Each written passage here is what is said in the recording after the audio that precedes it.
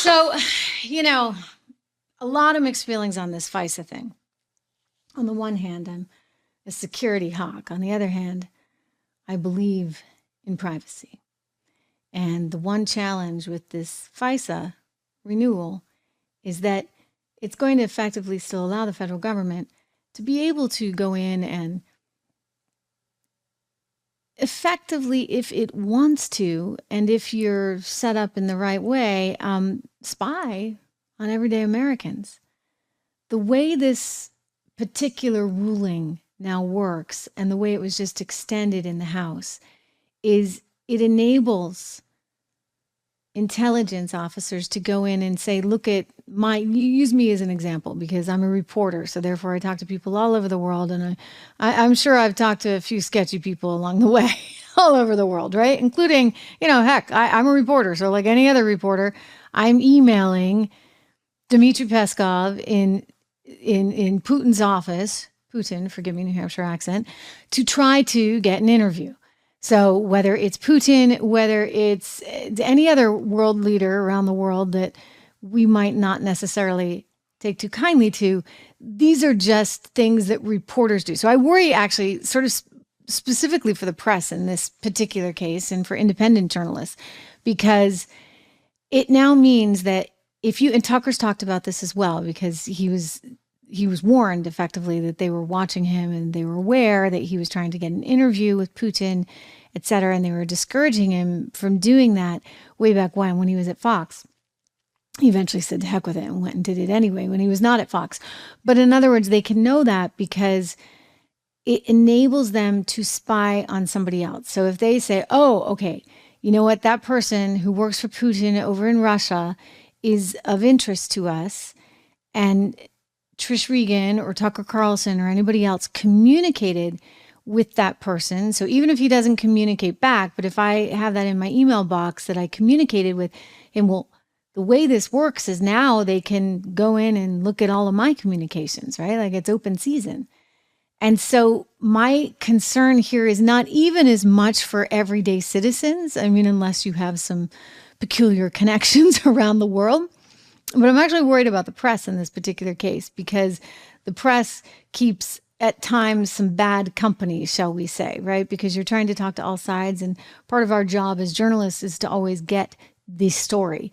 And so you need the ability and the flexibility to be able to talk to all players. But if the U.S. intelligence is going to be deep inside your business because you've had an email exchange with this one or that one, then how is your privacy as an American citizen really being protected? And so this gets back to so many of the things that have been in the news just this week. I mean, you think about Catherine Herridge and her frustration with CBS News. She was fired and they took all of her files because, well, the government kind of wanted them.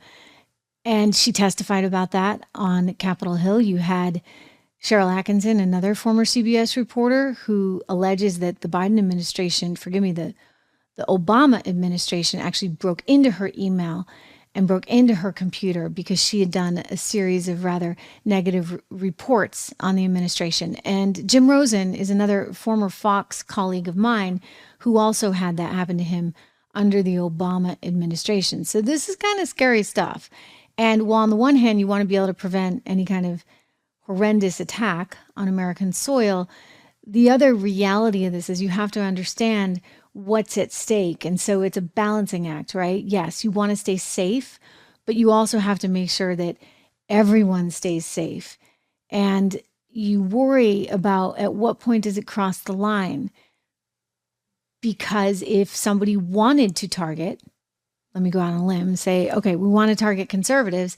Well, what if we just arrange some sort of fancy bump-ins with some conservatives and have them arrange to meet somebody who might actually be somebody, and this has happened, by the way. This is a story that came out recently that was of concern because they thought that this had actually been done during the years of 2015 and 2016 with some people on the Trump campaign, where they kind of arranged for these other intel ops all around the world to bump in or to meet people on the campaign. And therefore, then they had the justification for going in, because then that contact had been established and they could go in and read all the communications data for those people. So I'm just pointing out, because it's my duty to do that. And as a journalist, I'm looking at the good, bad, and the ugly, why this could in fact be a negative thing. Again, I want us to be safe. And so we've got to find some kind of, and I don't have all the answers. I'm not going to pretend to be. I encourage you to weigh in with your thoughts. But we have to have some way of really being able to protect ourselves from situations like, God forbid, what we saw happen in Israel, versus situations where you might have an administration that is gun-ho to go after certain kinds of people for reasons that are really rather frivolous and unnecessary. So I'll leave it at that. It is, it's important to think about all these things. And by the way, a quick shout out to another wonderful group that I have aligned myself with, because I feel very strongly about the importance of all these issues surrounding freedom, and that's Americans for Prosperity, americansforprosperity.org. I encourage you guys to go check these fellows out. I mean, just a great organization that cares about the freedom of us as individuals, that cares about the freedom of all of us to have this opportunity to prosper, that wants to make sure that we're not suffering from crazy inflation and open borders and all of these things that are really getting in the way of helping us achieve our goals and dreams as a society. So Americans for Prosperity, just a wonderful, wonderful organization.